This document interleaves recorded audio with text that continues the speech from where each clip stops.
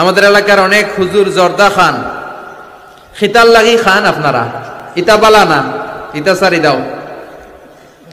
জর্দা খাওয়া কি জায়েজ? আপনার মতামত কি?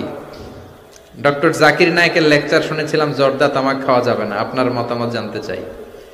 জি, ডক্টর জাকির নায়েক ঠিকই বলেছেন, জর্দা তামাক খাওয়া যাবে না।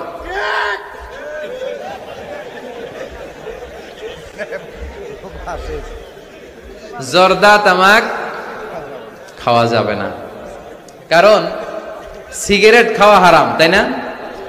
যদিও অনেকে হারাম বলতে চায় না, মাকরুহে তাহরিমি বলে। মাকরুহে তাহরিমি বললে তো একই কথা, করিবুন ইলাল হারাম, হারামের কাছাকাছি।